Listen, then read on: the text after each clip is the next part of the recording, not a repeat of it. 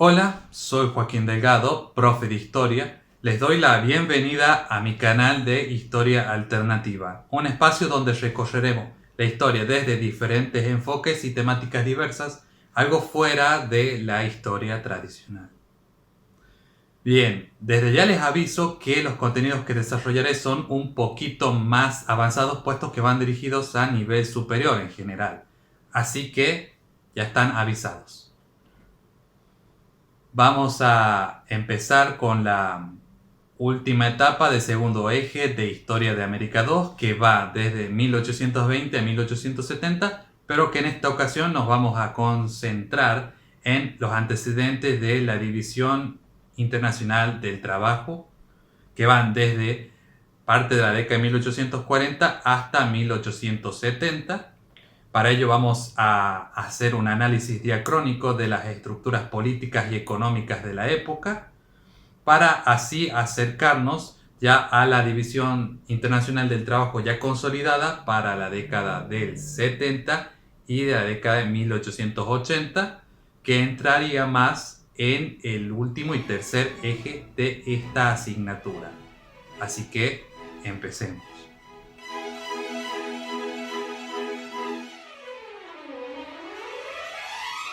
Para comprender este periodo inicial en América, primero hay que definirlo bien, en especial sus bases.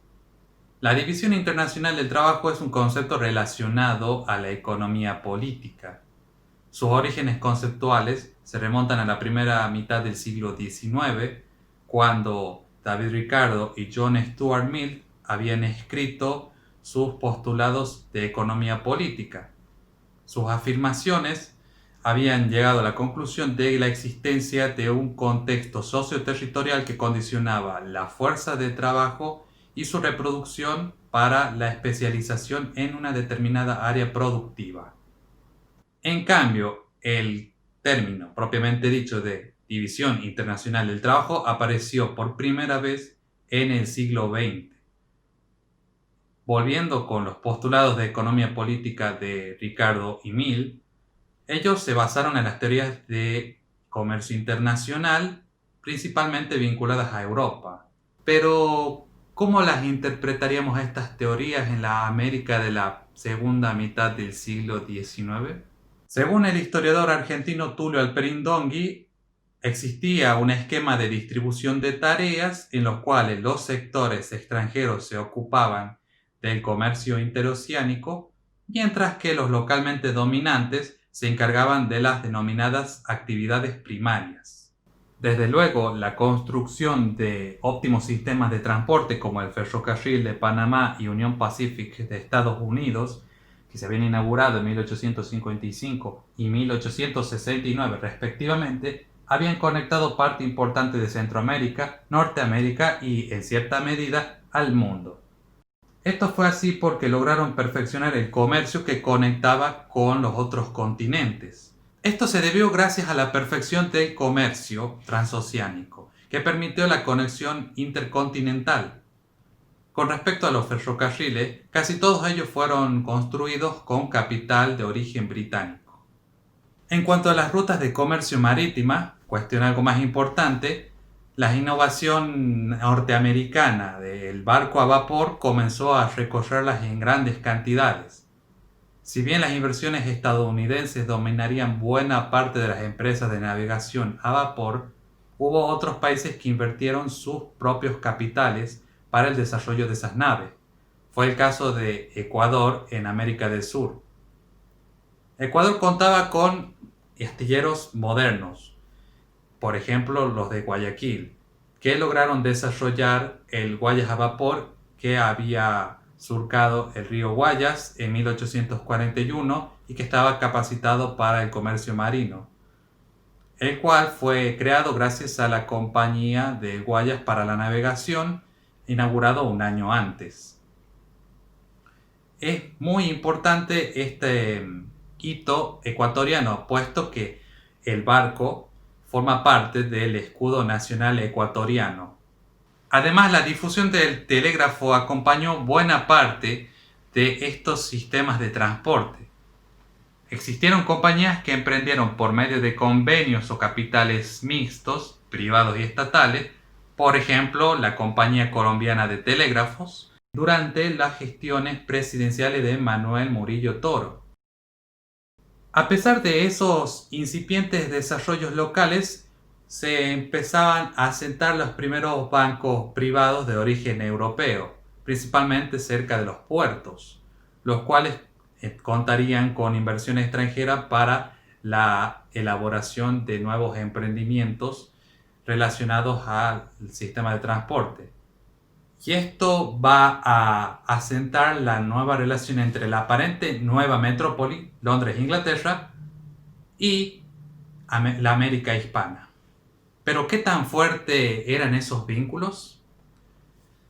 A pesar de que la mayoría de las inversiones, especialmente el ferrocarril, que voy a retomar enseguida nuevamente, eran de origen británico, Alperin Dongui había también afirmado que hubo muchos desarrollos locales, por ejemplo, se los pueden ver en el tercer cuarto del siglo XIX en el ferrocarril de México, también llamado ferrocarril mexicano, ferrocarril de Texcoco y el ferrocarril de Toluca. Respecto a países como Chile y Argentina en Sudamérica, empiezan a asentarse empresas de capitales mixtos, es decir, de origen local y de origen inglés, lo cual va a tener una gran importancia, especialmente en el establecimiento de infraestructura en Argentina. En el tercer cuarto del siglo XIX, en otras palabras, lo que se ha demostrado es que no solo hubo puro capital extranjero, sino que también predominaba capital nacional y local, sobre todo en esta época. Resalto esto porque teorías como la de la dependencia comienzan a subestimar de los desarrollos industriales locales, sin tomar en cuenta en general, y esto me refiero mucho a sus defensores, las evidencias empíricas. Así que la reintegración de América a la economía del resto del mundo consistió, en síntesis, la inversión de capitales privados, estatales, locales y extranjeros, en el establecimiento relativamente continuo de infraestructura moderna o contemporánea, en conjunto con las redes de intercambio comercial. Generalmente se trata de un proceso que comenzó a gestarse entre 1850 y 1870 aproximadamente. Ahora vamos a observar brevemente lo que concierne a los conservadores y a los liberales. Más allá de sus orígenes, que los conservadores provenían de la clase alta de las grandes ciudades, de las familias patricias, es decir, la aristocracia, y que los liberales comúnmente se originaban de los sectores medios en ascenso, creían en la meritocracia y eran de las pequeñas ciudades, ambos terminarían aliándose y engrosarían las élites. Según el historiador estadounidense Frank Safford, él explicó que las élites tenían una importante relación con la ubicación social y conectadas estrechamente con el poder político y económico. Dichas estructuras eran el comercio, la hacienda y en los bancos privados, característicos de la burguesía. Ellos no se sentían identificados con la clase subalterna, en general los mulatos, los negros y los aborígenes, sino que ellos simpatizaban más que todo con la burguesía del viejo mundo. De ahí viene su interés por difundir la inmigración europea. Si hacemos algunas aproximaciones a la década de 1870, y en palabras de Lori Sanata, se va a dar lo que se conoce como orden liberal. Y lo que comenzaron a surgir fueron unos regímenes nuevos de carácter conservador en lo político, pero liberal en lo económico. Muestra de ello puede verse en la Chile de 1858 a 1873, donde se va a ver un carácter más liberal que conservador. Un caso pionero fue Chile, escenario de la fusión liberal-conservadora, cuya política terminó en la pérdida jurídica de la Iglesia de su exclusividad en la sociedad civil chilena y en el Estado. Respecto al estatus y rol de la Iglesia Católica, se había mostrado un retroceso forzado por el surgimiento del nuevo orden. Esto no solo se produjo en otros territorios de la América hispana como la Colombia de Murillo Toro y Tomás Cipriano de Mosquera cerca del final de sus vidas, sino en la misma Europa. En Italia, donde se encontraba la Santa Sede, hubo conflictos con el liberalismo durante la unificación italiana que justo terminaba en 1870. El Estado liberal de Chile era fuerte según la historiadora local Sol Serrano Pérez y su obra La estrategia conservadora y la consolidación del orden liberal en Chile 1860-1890. Ella sostuvo que la ley de tolerancia de cultos de aquel país era interpretativa, establecía jurídicamente que lo público era estatal y lo privado no era solo el espacio doméstico, sino el espacio de la propiedad privada. Se trató de un marco paradigmático porque justamente ese tipo de propiedad como lo conocemos actualmente entraba con mayor fuerza en Hispanoamérica desde la séptima década del siglo XIX. Al principio hubo honrosas excepciones como los Estados Unidos mexicanos. Sí, uno de los nombres de la República de México, y sigue siendo hasta hoy, es ese, que tuvo como máximo exponente del liberalismo al presidente de ese entonces llamado Benito Juárez. Para evitar que su nación cayera política y económicamente más de lo que ya estaba como consecuencia de la guerra contra el Imperio francés, redujo los gastos del Estado sin tocar los fondos del sistema escolar público. Entre otras medidas progresistas, restauró las leyes de reforma que pusieron al Estado como el principal protector de los derechos de los ciudadanos, al igual que sus libertades. Implementó el Código Civil mexicano, las modernas campañas de salud basadas en las estadísticas de higiene, impulsó la laicidad de la educación, separó la Iglesia del Estado y garantizó la organización tanto de mutuales, de artesanos como de obreros. Así lo confirmaron los trabajos de Leticia Meyer y el trabajo de Estampas Republicanas bajo la dirección de Patricia Galeana Herrera. Sin embargo, el gobierno juarista redujo las Fuerzas Armadas para aliviar las finanzas públicas, medida que disgustó a los héroes militares de la resistencia contra Francia, entre los cuales estaba el general José de la Cruz Porfirio Díaz Mori. Aquello fue una de las causas por las que la República Liberal caería en pocos años, en especial después de la muerte de Juárez en 1872. Tras la asunción presidencial de Sebastián Lerdo de Tejada ese mismo año, hubo una continuidad en la pacificación que había iniciado su predecesor, haciendo hincapié en su lucha contra los movimientos armados conservadores que buscaban reinstaurar el imperio. Su presidencia se volvió gradualmente impopular, lo que terminaría en legitimar el levantamiento de Porfirio Díaz desde Tuxtepec, que derrocó a Lerdo de Tejada en 1876. El general mexicano ascendió al poder e instauraría un nuevo régimen que no transformaría la política de forma tan radical todavía, y se estableció de forma legítima por vía constitucional, pero que con el tiempo se volvería autoritario, lo que hablaré en el próximo video. Los marcos jurídicos respetaban el ámbito privado en ejemplos como Chile y México, que permitieron un espacio estratégico entre el poder eclesiástico y la autoridad gubernamental. La hacienda pasó por un proceso de modernización a medida que incorporaba nuevos procedimientos tecnológicos para concentrarse en el sector agropecuario exportador.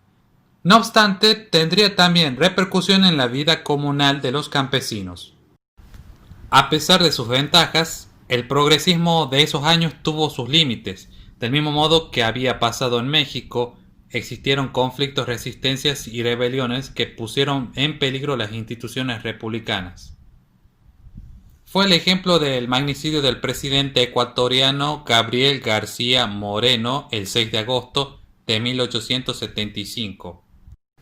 Él fue asesinado por un viejo aliado suyo llamado Faustino Lemus Rayo y unos opositores extremistas del liberalismo. Quienes lo mataron lo hicieron en represalia por su autoritarismo teocrático y persecución contra sus enemigos políticos, a quienes solía torturar o ejecutar. Por su parte, la Colombia liberal fue lugar de cruentas luchas entre los gobiernos provinciales y locales, conflictos que volvían a alterar el orden interno. Con respecto a las tensiones con los pueblos aborígenes, se produjo una serie de tenaces resistencias en el extremo sudamericano y el viejo oeste norteamericano, que se volvieron más violentas frente al avance militar de los estados nacionales.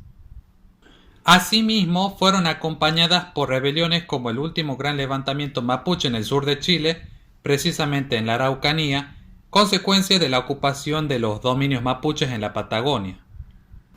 A diferencia de la apertura política con los indígenas que habían llevado a cabo países como Perú, que buscaron concederles la ciudadanía, los chilenos en general ocuparon de forma agresiva las tierras araucanas.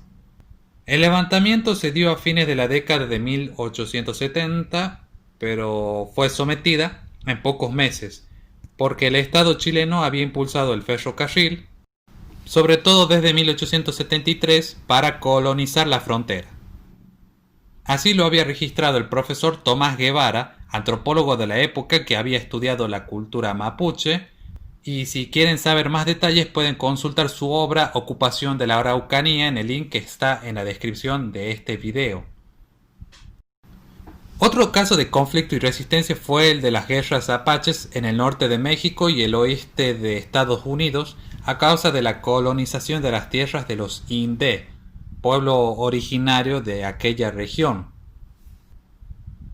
Las ofensivas de los estadistas para el entre comillas orden y progreso habían enseñado una de sus más polémicas contradicciones: su ataque a las comunidades autóctonas. Si bien sus medidas fueron negativas para la mayoría de esas comunidades o pueblos, hubo auténticas disposiciones progresistas como la abolición de la esclavitud. El abolicionismo fue algo que no se cumplió efectivamente ni en España, ni en el Imperio Británico, ni siquiera en Francia. Recién se lo haría muchas décadas después de 1880. Pero en buena parte de América, la esclavitud fue abolida de forma casi absoluta para ese año. Lo que habían iniciado los haitianos a principios del siglo XIX estaban dando sus frutos. La esclavitud, tanto de los negros como de algún que otro blanco de origen europeo, que por cierto cabe recordar que hubo muchos esclavos blancos, por ejemplo los irlandeses en Norteamérica, producto del comercio berberisco de esclavos. Estas medidas se dieron principalmente e inicialmente en Chile y México con sus revoluciones independentistas de principios del siglo, y los últimos en llevar a cabo la abolición de la esclavitud fueron los estadounidenses, los brasileños y los cubanos de las colonias españolas del Caribe. Lo que había sido la abolición gradual de la trata atlántica de esclavos, las leyes de libertad de vientres y el poco interés económico que fue perdiendo la mano de obra esclava, dieron lugar a nuevas libertades que en muchos otros lugares no existían. Si nos dirigimos al año 1878 y la década de 1880, el esclavismo desaparecía legalmente con el fin de la Primera Guerra de Independencia cubana, un proceso de independencia tardío, seguido por los últimos años de la monarquía brasileña de Pedro II.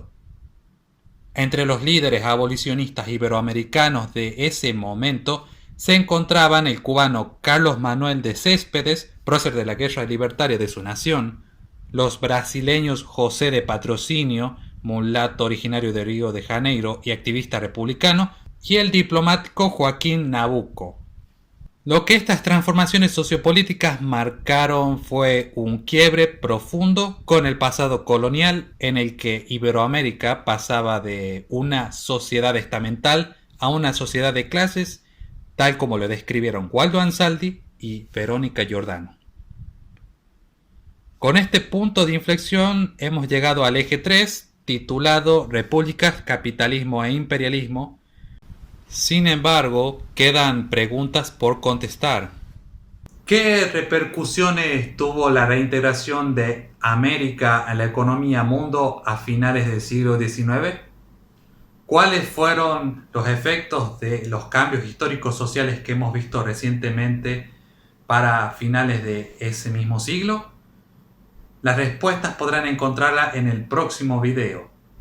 Desde ya les agradezco por ver mi contenido. Si quieren estar al tanto de la próxima clase y de otros videos sobre historia desde una perspectiva alternativa a la historia tradicional, pueden suscribirse a mi canal y recuerden activar la campanita para estar siempre al tanto de más contenidos de este tipo. Nos veremos pronto.